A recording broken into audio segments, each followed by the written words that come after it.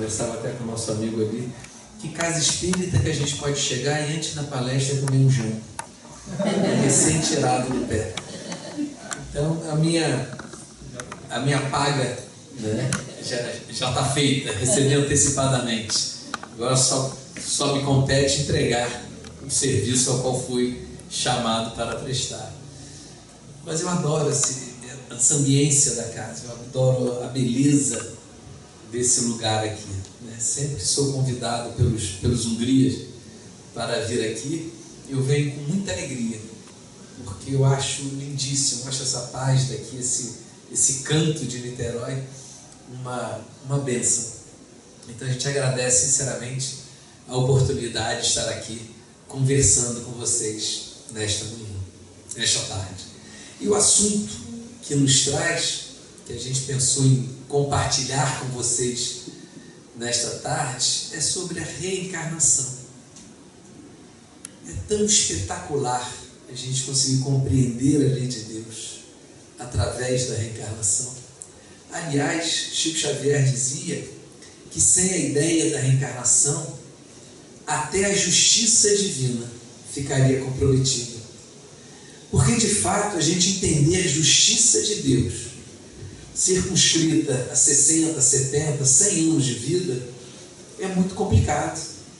Não dá, não cabe dentro do raciocínio a gente entender tanta diversidade, vamos usar uma expressão assim, tanta diversidade de sortes espalhadas para todos, sem compreender que existe um objetivo maior, que existe uma razão maior, que existe um porquê. E nesse porquê a gente tem que ter cuidado. Nós espíritas temos um julgamento apressado. Quando a gente vê alguém passando por dificuldades, a gente corre para dizer, mas fez bobagem na outra encarnação. E não é assim. Às vezes a gente encontra uma pessoa em sérias dificuldades físicas, materiais, mentais, mas que não está aqui apenas espiando. Existe também um aspecto da prova, existe um aspecto provacional, e existe também um aspecto missionário. A pessoa pode sofrer por missão. A gente lembra rapidamente, entre tantos casos, a gente lembra primeiramente do caso do cego de nascença lá do Evangelho de Jesus. Senhor, quem pecou? Foi ele ou foram seus pais? E aí, claro, nos dá a concepção de reencarnação. Um cego de nascença que tenha pecado só pode ter pecado antes de nascer, porque ele já nasceu com um problema. Mas Jesus diz, nem ele nem seus pais. Isto aconteceu para que se cumprissem as profecias. Ele reencarnou com uma missão de ser curado por Jesus para cumprir a profecia. E eu penso em qualquer um de nós, antes de reencarnar, fala assim, Fábio, você quer ir na Terra, ficar cego durante 20, 23 anos, e depois Jesus ir pessoalmente te curar? Eu quero. Essa oportunidade de estar frente a frente com Jesus, né? E o cego de nascença é uma passagem que eu acho belíssima, porque a primeira coisa que ele pediu ali a Jesus foi exatamente a situação da cura. Com saliva e lodo, Jesus cura aquele cego. Ele vai, não sabe quem o curou, ele sabia que era Jesus, mas não sabia a fisionomia de Jesus. Ele vai lá, se banha, né, lava os seus olhos, e só no final do dia ele vai encontrar. Jesus pergunta se ele quer segui-lo, né? Ele diz, mas quem é você? Eu sou aquele que te curou. Então eu creio em Deus. Então assim, é muito bonito a gente ver em Céu e Inferno, tem lá o caso de Espíritos Felizes, tem o Marcel. Kardec descreve que ele tinha uma deformidade física tão intensa, ele era tão deformado no seu aspecto, que o pé dele batia no pescoço. E aí pergunta para ele assim, ele desencarna com 8 para 10 anos, nessa faixa assim, Kardec não especifica, era uma criança que tinha entre 8 e 10 anos, é assim que ele fala. E o Marcel, quando desencarna, volta para dar uma mensagem. E diz que ele tinha vindo por missão, para poder, através do exercício da sua paciência, contagiar as outras pessoas. que as pessoas viam aquela criança sofrendo tanto e sofrendo tão bem diante dos desígnios de Deus, que as pessoas falam: como é que eu vou reclamar de mim se ele está daquele jeito? Ele era um professor de paciência, um professor de resignação, um missionário nesta tarefa. E quem olhasse precipitadamente falava: nossa, deve ter feito muita coisa errada na outra encarnação para nascer com tamanha deformidade. Então, uma precipitação de julgamento muito comum em nós espíritas, por conhecermos a reencarnação. A gente olhar: você tem esse problema, usou mal a mão, usou mal o pé, usou mal a inteligência, e a gente já dá logo a sentença, quando na verdade aquilo pode ser um missionário que está ali, nós não sabemos por quê. A gente lembra, outro caso de reencarnação, a gente lembra do Tonho lá em Uberaba. O Tonho é uma figura de um aspecto bem lamentável, né? Ele era um morador de rua com uma deficiência mental muito intensa, uma afecção bucal que dava um odor extremamente desagradável na sua presença. No inverno frio de Uberaba rachava o seu lábio. Quando ele beijava o Chico, ele deixava 2 marcas de sangue em cada bochecha do Chico. E a gente queria, de certa forma, manter a distância do Tonho. Eu era muito criança e aquilo me causava, de fato, uma estranheza muito grande. Aí um dia o Tonho desencarna. E o Chico diz: Jesus veio pessoalmente à Terra buscar Tonho. Aí todos aqueles que queriam se afastar do Tonho quiseram se aproximar, mas não dava mais, ele já estava em outra dimensão. Então o Tonho foi alçado à condição de santo da noite para o dia, com uma frase do Chico. Todo mundo parou para refletir: por que eu não fiquei mais perto do Tonho? E quem sabe eu estivesse mais perto de Jesus. Então é o nosso julgamento, e a gente olhava Tonho e achava: nossa, o que ele deve ter feito? Deve ter sido um rei que fez muita maldade, que usurpou muitos reinos. E na verdade ele estava aqui exercitando o último vestígio que tinha dele de humildade para alçar a mundos melhores. Então a reencarnação é, acima de tudo, uma escola. Estarmos aqui na Terra é um grande aprendizado para todos nós. Ninguém, está lá no Evangelho de João, capítulo 3, versículo 3, né? Quando diz que Nicodemos foi procurá-lo, era um fariseu, culto, estudioso, profundamente estudioso da lei, e pergunta: o que eu preciso para ir para o reino dos céus? E Jesus diz: ninguém consegue ir ao reino dos céus se não nascer de novo, se não reencarnar, porque nós precisamos dessa oportunidade para vivenciarmos de fato tudo aquilo que a lei de Deus nos impõe a aprender. A gente sabe que o espírito pode evoluir na erraticidade também, no período entre uma encarnação e outra. Nós podemos evoluir no mundo espiritual. Está aí a obra espírita nos revelando tantas passagens como isso. Se a gente for pegar de nosso lar até a vida continua, a gente vai ver o quanto André Luiz aprendeu naquela trajetória toda. É claro que a gente aprende, mas vir à Terra, o impacto desse aprendizado é como se fosse é muito forte na nossa mente o que nós passamos aqui na Terra. Assim, o espírito, nós aqui encarnados, nós sofremos por 3 anos, 5 anos, e nós aprendemos alguma coisa. Às vezes tem uma doença muito séria, e durante o tratamento daquela doença a gente reflete tanto na grandiosidade da vida, nos valores da vida, e a gente se torna uma pessoa melhor. Em 3, 5 anos a gente consegue modificar isso. E a gente vê espíritos do mundo espiritual há 300 anos e continuam errando. Porque o fato de estarmos encarnados, a matéria exerce uma força tão grande sobre nós, que também nos auxilia nessa compreensão. Estar encarnado não é uma coisa fácil. Pelo contrário, é bem difícil estarmos encarnados.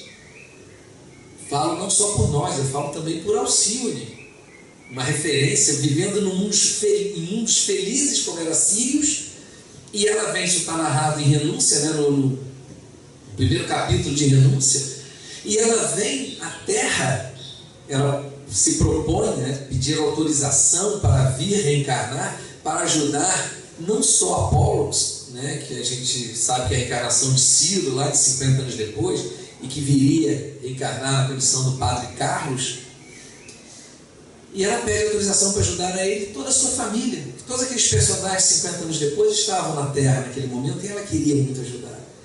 E o seu benfeitor espiritual fala para ela: mas por que isso? Ajuda daqui, não vai para a Terra não, é tão difícil. Conhecemos espíritos que voltaram à Terra em missão e retornaram à parte espiritual onerados por sérios débitos. O missionário também pode voltar onerado por débitos. O missionário também pode errar. Não foi isso que o Espírito de Verdade disse para Kardec? E se eu não der conta dessa tarefa? Não se preocupe, meu filho, vem outro. Eu não se preocupe com isso. O missionário não é infalível. Por que ele não é infalível? Porque uma vez em contato com a matéria, nós passamos a sofrer as vicissitudes da matéria. Nós sentimos fome, nós sentimos tristeza, nós sentimos angústia, nós sentimos uma série de coisas, muitas delas provocadas exatamente pela nossa condição de encarnados. Encarnados. As mulheres sabem o que o hormônio faz no corpo delas ao longo de um mês. Se estivesse fora do corpo, fora do hormônio, não teria essa influência toda. Coisas simples, que a gente sabe: eu não sei o que houve comigo, hoje eu acordei numa situação diferente, mais irritada, mais calma, mais triste. A gente fala das mulheres, a gente sabe que os hormônios têm uma influência muito grande no corpo masculino, mas as mulheres são muito mais sensíveis a essa influência desses hormônios. E a gente vê que é uma questão absolutamente um reflexo de uma coisa material. Quando a gente dá topada, dói, porque estamos encarnados. Por isso que o amigo espiritual de Alcínio adverte ela: mas você vai, na Terra você vai sentir solidão, na Terra você vai querer se aproximar das pessoas que amam, você vai se sentir triste porque o amor não correspondido. É difícil estar na Terra. Mas ela fala: eu quero, por amor eu quero. E Jesus, compreendendo as minhas imperfeições, dizia Alcínio, Jesus, compreendendo as minhas imperfeições, Ele há de me ajudar nessa tarefa. E quem já leu Renúncia sabe que ela sofreu uma vida inteira, mas com muita dignidade. Com muita dignidade. Vencendo as dificuldades e, sem dúvida nenhuma, impactando todos aqueles espíritos com quem ela se relacionou de uma forma muito intensa, para que todos eles pudessem compreender um pouco mais o Evangelho de Jesus. Veio em missão e cumpriu galhardamente a sua missão. Mas encarnar é difícil. A gente lembra, a gente citou aqui ainda há pouco Ciro, né? Ciro, a gente vai ver Ciro em 50 anos depois. Um escravo que foi liberto quando salva a vida, né, da sua grande amada, né, que viria a Célia, que viria depois a ser uma santa na Igreja Católica, como Santa Marina. Mas as pessoas perguntam assim: mas no livro, 50 anos depois, narra 3 encarnações de Ciro. Olha que intenso. No período ali de algo em torno de 10 anos, Ciro reencarna mais 2 vezes. 10, 12 anos, Ciro reencarna mais 2 vezes. Ele tem a primeira encarnação dele e ele dá a vida em nome de Jesus nos festejos romanos. Ele é alvejado por flechas envenenadas num daqueles espetáculos grotescos que os romanos promoviam com os cristãos. Ele teve a opção de renunciar, renegar a Jesus, mas ele não fez. Por fé, por amor a Jesus, ele cede a sua própria vida. E a gente olha e fala assim: que espírito extraordinário que foi capaz de ceder a sua própria vida a Jesus. Com certeza desencarna e vai para altas esferas espirituais por causa desse gesto. Não. Ele volta a reencarnar como uma criança enjeitada, com sérios problemas de saúde, que desencarna 1 ano depois, mais ou menos, ele desencarna. E a gente fica pensando assim: mas como um espírito que é capaz de ceder a vida por Jesus volta numa situação tão pior?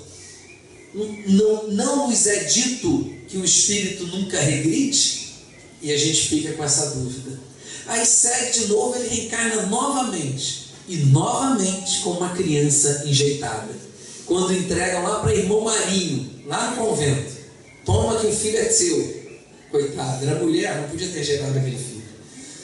Mas, e ela assume, Célia, na condição de irmão Marinho, assume aquela criança e cria ele durante uns 6 anos, mais ou menos. E depois ele também desencarna. E ela pergunta, numa das suas visões espirituais, de Quinéio Lúcio, que era o seu avô, pergunta: mas vovô, Ciro não deu a vida pelo Cristo? Por que sofre tanto ainda? Ah, minha filha, ele vem, alguns que cedem a vida a Jesus, vêm em missão e outros em expiação. Ciro é desse segundo grupo que cede por expiação.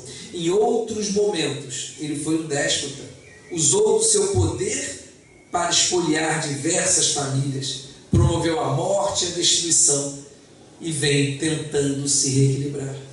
E a gente vê 1500 anos depois, 1500 anos depois, Ciro ainda reencarna como um padre inquisidor, espalhando a morte, a destruição, o ódio para tantas pessoas. E a gente volta à pergunta inicial: mas como assim? Como aquele espírito que cedeu a vida a Jesus faz isso? A gente precisa compreender que o processo de reencarnação é sempre um processo de aprendizado.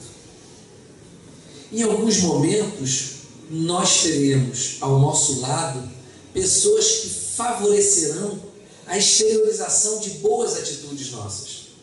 Mas não quer dizer ainda que nós sejamos bons. Não é difícil compreender isso. Nesse momento, num ambiente de regeneração, eu sempre digo que a casa espírita, quando a gente fala assim, como é que deve ser o mundo de regeneração? Nós estamos vivendo num ambiente de regeneração aqui agora, onde a vontade de fazer o bem é maior do que a vontade dos nossos erros, dos nossos equívocos, de fazer o mal. Talvez lá fora uma criança nos peça R$1, e a gente fala: de jeito nenhum, você tem saúde, vai trabalhar. Aí chega aqui dentro, alguém me pede assim: você pode trazer 10 quilos de mantimento porque está faltando na despensa? Claro, com o maior prazer. Aqui dentro as minhas atitudes são melhores. Se alguém pisa no meu calo aqui dentro, eu digo: vai com Deus. Lá fora, não sei o que eu vou dizer, não vale a pena repetir. Porque desse ambiente regenerado, eu me comporto melhor. Mas não quer dizer que eu seja bom. Fábio na casa espírita é bom e na rua é ruim? Não. O Fábio tem as suas dificuldades nos dois ambientes. Mas uma vez aqui dentro, eu consigo puxar o melhor de mim para me comportar. E a encarnação tem esse papel. A gente vê isso exatamente na encarnação de Ciro. Quando ele teve Alcíone do seu lado, como uma mulher amada, Emmanuel, na condição do seu pai, o escravo Nestório, ele tomou atitudes corretas. Era um momento absolutamente favorável para o desenvolvimento das suas qualidades. Mas não quer dizer que ele tenha aprendido tudo. Não quer dizer que ele tenha levado as informações. A gente ouve uma palestra aqui e fala: nossa, aquilo que o orador falou é tão legal. E chega lá fora, a gente não coloca em prática. A gente aprendeu, quando a gente ouve, a gente aprende. Mas a gente ainda não apreendeu. Aquilo ainda não é natural para a gente.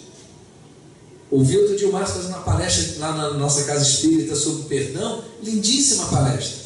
Mas o fato de eu ter gostado da palestra dele não me coloca na condição de uma pessoa que vai perdoar fácil quem me ofende. Ouvi tudo, prestei atenção em tudo que ele falou, anotei algumas coisas, mas isso não me torna uma pessoa capaz de perdoar facilmente, porque eu ainda preciso passar pelo aprendizado, pela minha luta, pela minha desenvolvimento e interiorização dessas qualidades. Ciro naquele momento estava absolutamente favorável, mas no outro momento, quando ele pede lá em renúncia para Alcíone: casa comigo, Alcíone falou: não posso porque eu tenho uma missão maior, ele já se desequilibrou todo. Achou que aquele senhor que estava com ela era amante, quando na verdade era pai. E ele resolve se casar com uma mulher que ele encontrou e aquela mulher não honrou as responsabilidades do lar, e ele se decepciona e vira então, com todo aquele ódio dentro dele, toda aquela mágoa dentro dele, um padre inquisidor, que vem, dando spoiler para o livro já, que vem no final assassinar exatamente a mulher que ele amava tanto. E eu acho que naquele momento, sim, ele teve um choque tão grande no seu processo espiritual, que ali foi um momento de despertar muito grande para ele. Então, quando a gente vem reencarnar, às vezes nós temos que aproveitar o momento que nós estamos aqui, e eu não tenho dúvida, se eu falo por mim, gente, cada um analise no seu próprio cenário. Eu acredito que eu nunca tive uma encarnação tão favorável para o aprendizado como essa que eu estou tendo. Eu entendo que o Espiritismo em minha vida não é merecimento, é misericórdia. Eu não reencarnei espírita porque eu sou bom e compreendo a lei de Deus. É exatamente o oposto. Eu imagino uma história que eu criei na minha cabeça, não é nada mediúnico, né? Fábio lembrou disso, não é nada disso. Eu criei essa história na minha cabeça. Que antes de reencarnar, aconteceu algo do tipo assim: Fábio, você vai para a Terra, mas você já conheceu Jesus em vários momentos e nunca conseguiu honrar esses trabalhos. Porque eu acredito que eu não sou cristão na primeira encarnação. Eu conheço Jesus de outros momentos, talvez como inquisidor, talvez como um cruzado, talvez como um sacerdote não tão respeitoso das suas funções. São os débitos que a gente vai trazendo do passado. Mas chega uma hora que fala assim: agora você vem, Fábio, como você conheceu Jesus e nunca compreendeu Jesus, dessa vez você vai reencarnar como espírita, para que você possa ter uma noção muito maior do que é o Evangelho de Jesus, para ter essa noção e, consequentemente, a responsabilidade maior pelas suas escolhas. E aí a gente vem espírita desde antes de nascer, porque na barriga da mãe a gente já era espírita. Mamãe não tinha essa opção, né, Danilo? Né? Mamãe sempre pedia lá em casa: quem come do meu pirão tem que ter a minha religião. Não existia essa assim: meu filho está cansado, não quer uma evangelização hoje. Não existia negociação. Eu lembro, como toda criança brasileira, eu gostava muito de futebol, e eu joguei futebol até a 4ª série. Na minha época era a 4ª série, hoje seria o 5º ano, né? Mas na 4ª série. Porque na 5ª série o jogo saía de domingo de manhã para sábado à tarde, horário de evangelização. Eu nem levei autorização para casa. Eu aposentei a minha carreira de futebolista naquele ano, porque não tinha mais opção. Entre jogar futebol no colégio e ir na evangelização na UME, não existia a menor possibilidade de negociação.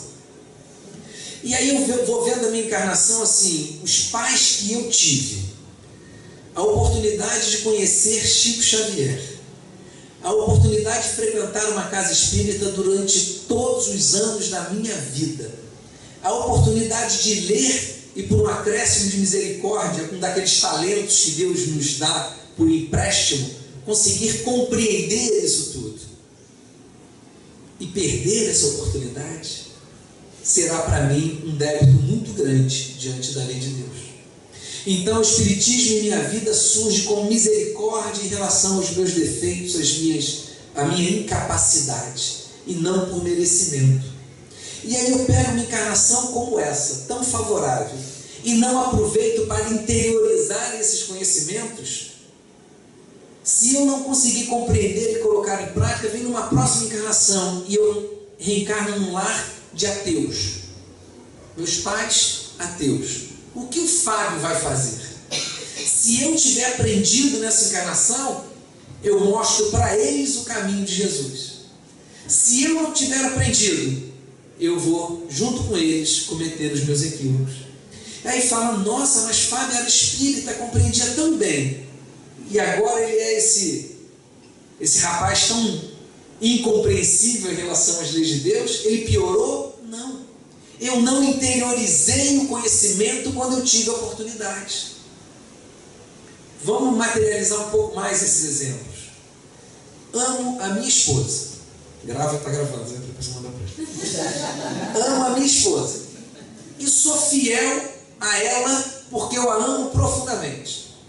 Numa próxima encarnação eu reencarno com um casamento provacional. E aí eu deixo de ser fiel. Porque eu não interiorizei a importância de respeitar os sentimentos dos outros. Entende? E aí fala assim, nossa, Fábio tinha um casamento tão feliz numa encarnação e na outra ele vem tão desequilibrado nessa área. Eu estou equilibrado porque eu encontrei uma pessoa que me compreende, que me ama, que retribui o meu carinho.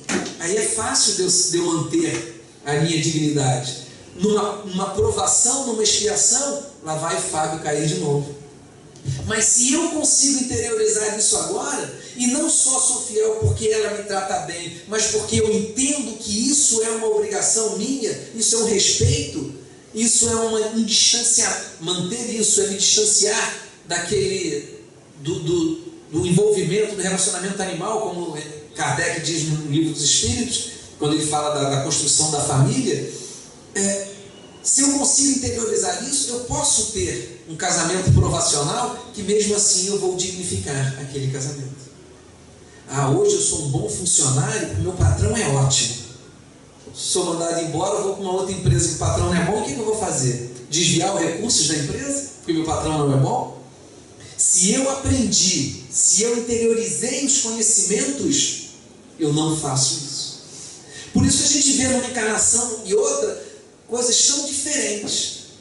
Nós nos posicionamos de forma tão diferente durante o processo reencarnatório. Porque Fábio regrediu? Não. Ele não regrediu. Ele simplesmente não, como ele teve um momento muito favorável, ele se posicionou de uma forma boa. É aquele estagiário que vai numa empresa extraordinária com todos os recursos. E é fácil para ele trabalhar ali. Ele nem se preocupa, aperta o botão e tudo funciona. Se não fizer nada, alguém faz. Amanhã depois termina o estágio e ele vai para o mercado de trabalho. E ele não consegue fazer nada. Nossa, mas você estagiou tão bem durante 2 anos naquela empresa maravilhosa. E você não conseguiu e depois você vem aqui e não consegue fazer nada? Não sei. Não sei. Claro, com todo respeito, Emmanuel, a gente sabe que o exemplo arrasta. Mas tem que fazer. Só ver a mãe ir para a casa espírita não me torna um cara bom. Eu tenho que tentar fazer também. Emmanuel diz isso quando que o exemplo arrasta, porque quando eu vejo o outro fazer e tenho vontade de fazer, eu me torno bom. Eu começo a praticar aquilo. Em algum momento, eu entendo que reencarnar é semear, e nós recebemos sementes o tempo todo. Semeamos e recebemos sementes. Nós iremos colher aquilo que plantamos, mas nós também colhemos algo que foram plantados pelos outros. Hoje, comendo jambo, esse pé foi plantado por outros. Eu me beneficiei disso. A doutrina espírita foi codificada por um grupo de espíritos extremamente preparados, missionários, a convite do Senhor Jesus, e nós nos beneficiamos disso. Quando a semente é boa, ela germinará. Não sei quando, porque isso depende da terra, isso depende do cuidado. Quando nós mostramos para os nossos filhos a importância de Jesus em nossas vidas, eles aprenderão um dia. Quando nós mostramos de forma muito intensa, a ponto de alterar, uma expressão do mundo de hoje, o mindset, quer dizer, o padrão mental daquela criança, impregnar dentro dela de uma forma intensa, que Jesus é importante, e isso quanto mais cedo melhor. Aqueles pais que deixam as crianças com 3 anos, nossa, não reparte brinquedo com ninguém, mas tudo bem. Com 9 anos, nossa, como faz bagunça, não respeita ninguém, tudo bem. Aí com 13 quer buscar a gente, não adianta mais.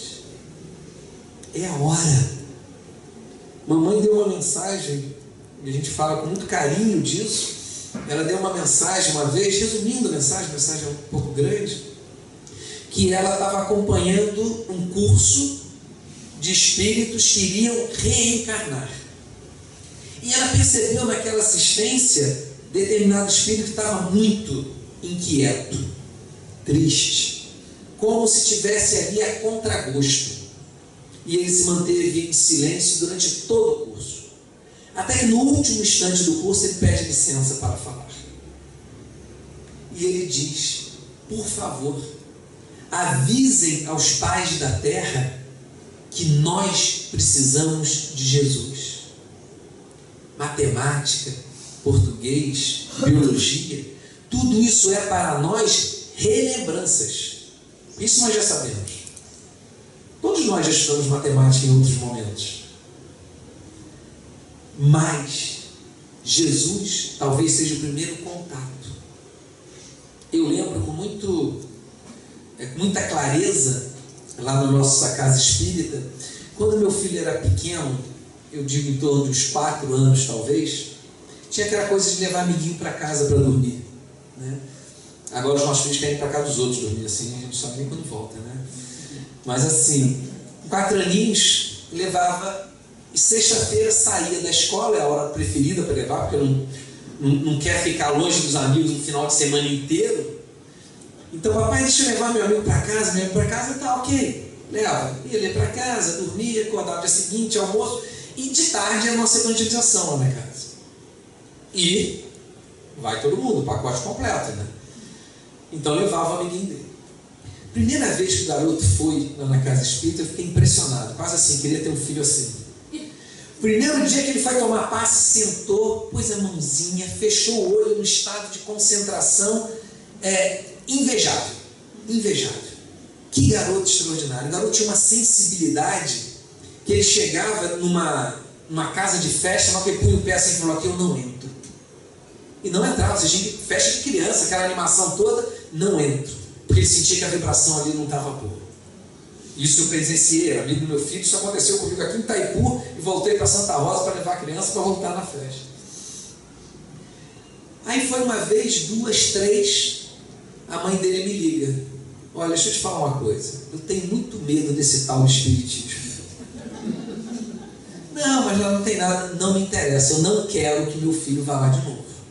Senhora, fica à vontade, mas se ele dormir lá em casa, você tem que pegar ele antes do almoço. Eu não vou deixar teu filho sozinho em casa, e eu também não vou deixar de ir, porque você tem medo.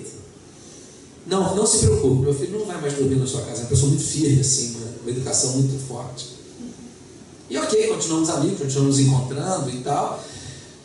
Um dia ela me liga, o garoto estava com 13 anos. Fábio, meu filho é ateu. O que eu faço agora? Você consegue levá-lo lá na casa espírita? De jeito nenhum, ele não admite mais de forma alguma qualquer tipo de religião. Então vá você, né? Através do seu exemplo você vai contagiar o seu filho. A mãe frequenta até hoje, muito assídua, mas o garoto nunca mais foi. Nunca mais foi. E ainda é ateu. Com 21 anos agora é ateu. Então a gente vê assim, quando a gente lembra Jesus, né, dizendo para as pessoas assim, a multidão envolvendo Jesus e as crianças fazendo uma grande algazarra, e os apóstolos começam a querer tirar aquelas crianças de perto, porque Jesus ia pregar. Como é que é pregar com aquelas crianças fazendo tanto barulho, pulando de um lado para o outro, na beira de um lago? Criança na beira de um lago é tudo que quer, né? E aí, não, vamos tirar essas crianças daqui para não atrapalhar Jesus. Aí Jesus fala assim: deixai vir a mim os pequeninos, e não os impeçais. E a gente pensa se hoje não somos nós pais que estamos impedindo os nossos filhos de chegarem a Jesus. Mas hoje está muito quente, não vamos não. Hoje a praia está tão legal, vamos ficar aqui, a evangelização tem todo sábado. Hoje tem aniversário do seu primo. Como é que você vai faltar aniversário do teu primo? Seu primo só faz 6 anos uma vez na vida, mas também 7, 8, 10 também só faz uma vez na vida. E aí não pode ir na evangelização. E a gente pensa assim, os pais impedindo as crianças de irem. A gente tem uma criança lá na evangelização nossa, ele tem hoje uns 6 aninhos talvez. Quando ele tinha 3 anos, ele falou: mamãe, eu quero... Eles moram ali em Santa Rosa. Mamãe, eu quero ir na casa de Jesus. Aí a mãe imediatamente foi na igreja do Salesiano, né? Passando ali perto. Ele entrou, a igreja do Salesiano é lindíssima, né? Ele entrou, olhou, mamãe, não é aqui. E ele estuda naquele colégio que tem exatamente na rua do Jeff, que é o Estação da Aprender, se me fala a memória. Então ele estava indo para a escola, de repente ele desgarra da mão da mãe e entra no grupo da fé. Mamãe, é aqui que eu quero ver Jesus. A mãe não era espírita, nem aceitava esse tal de espiritismo. A mãe levou 2 anos para contar para a mãe dela que estava frequentando uma casa espírita, porque a mãe era muito católica. E aí quando ela contou, ele falou: mas você demorou, você já devia ter procurado uma religião há mais tempo. E ela preocupada dizia para a mãe. O garoto, e quem já conhece o Jeff, aqui tem algumas pessoas que conhecem, o Jeff não tem nenhuma ostentação de casa espírita, como aqui também. Quem passa pela rua não sabe que aqui dentro é uma casa espírita. Uma igreja sempre ostenta, né? De fora você sabe que aquilo é uma igreja. E aí ele entrou, aquele assim: aqui que eu quero. E até hoje está lá. A mãe feliz na vida, a mãe se encontrou também dentro do espiritismo, e a criança levou o irmão mais velho, levou o pai, e a família toda hoje faz o culto do evangelho no lar, em casa. Porque a criança pediu. E a gente vê isso dentro de casa. Mamãe, hoje é dia da evangelização, eu quero ir na escolinha. Aí a gente atende sábado de manhã a comunidade do Cavalão lá. A gente atende a fazendinha domingo de manhã e sábado de manhã Cavalão. E as mães dizem assim: nossa tio, desde 6 horas da manhã que está me acordando para vir para a escolinha. Só começa às 7h30, né? Desde 6 horas, eles querem ir na escolinha. E aí fala assim: não, hoje está chovendo, estou com preguiça. Aí a criança passa 1 semana, 2 semanas, perde o hábito e passa 10 anos e pronto. Já é difícil trazer. Então a reencarnação é um grande processo de aprendizado. Estar encarnado é a hora de nós refletirmos no que eu preciso impregnar dentro de mim de informações, para que quando a minha próxima encarnação não for tão favorável com essa, eu ainda continue respeitando Jesus, amando Jesus, querendo seguir Jesus. Que eu ainda possa colocar em prática os valores que eu aprendo dentro do cristianismo. E não seja só um envolvimento temporário daquele ambiente que eu estou. Então a gente tem que pensar nisso o tempo todo. O que eu preciso aprender? Eu sou honesto hoje porque o meu meio me permite ser honesto, mas se o meio for diferente, eu seria honesto ainda? Seria ótimo, parabéns, isso você já aprendeu. Aí eu perdoei porque eu assisti uma palestra do Márcio e me disse que eu tinha que perdoar e eu resolvi perdoar. Mas se na próxima encarnação eu não encarnar junto com o Márcio e ele não me ensinar de novo a perdoar, como é que eu faço? Eu tenho que interiorizar esse conhecimento. Então a gente tem que estar pensando o tempo todo: eu estou bom ou eu estou me tornando bom? Eu estou bom porque o ambiente está favorável a isso, ou eu já sou? Isso eu já aprendi. A gente aprende muito pouquinho, a gente sabe disso, mas que esse pouquinho seja significativo para a gente. E que a gente possa favorecer aqueles que nós amamos a também terem acesso às boas coisas. Se aqueles que nós amamos não querem frequentar a casa espírita por escolha deles, mas que eles conheçam o espiritismo através do nosso exemplo, através das nossas atitudes, através das nossas escolhas. E ele vai falar assim: nossa, papai, depois que passou a frequentar aquela casa lá, ele se tornou uma pessoa mais paciente dentro de casa. Papai trata a mamãe melhor, papai me trata melhor. Aquela casa lá não deve ser ruim, aquilo lá deve ser bom. E é uma semente que a gente coloca. Talvez passe 10 anos, 20 anos, talvez até mais tempo do que isso. Mas ele sabe, aquela semente boa um dia germinará. E é isso que Emmanuel quer dizer: o exemplo arrasta. Não arrasta de imediato, mas arrasta. Porque o exemplo impacta a gente de uma forma tão intensa que a gente fala: eu quero aquilo para mim. E eu, para ter aquilo, eu preciso merecer aquilo. Merecer aquilo é a minha reforma íntima. Se eu quero aquela paz, eu preciso merecer aquela paz. E eu preciso cultivar a paz dentro de mim. E para isso servem todas as outras virtudes que a gente quer conquistar. Então a gente deixa essa reflexão na tarde, noite de hoje, exatamente dessa necessidade que nós temos, da gente não se conformar. Nós precisamos ser inconformados conosco mesmo. Então a gente se conforma assim: não, já sou muito bom, já vou na casa espírita 2 vezes por semana, já entrego os meus mantimentos lá para a obra do berço, para a doação das bolsas. Será que eu sou bom mesmo? Como é que é a minha atitude lá fora? Como é que é a minha atitude quando ninguém está olhando? Será que em algum momento a gente pode ficar sem ninguém olhar para nós, né? Como é que é isso? Será que eu aprendi de fato? Então a gente tem que ter nós temos que ser mais rigorosos conosco mesmo, um pouco mais indulgentes com os outros, mas mais rigorosos conosco mesmo. E aí a gente vai aproveitar uma encarnação absolutamente favorável para o aprendizado, para interiorizar essas informações. Que Jesus nos abençoe, nos fortaleça e que nós possamos continuar caminhando, interiorizando os ensinamentos de Jesus. Que assim seja.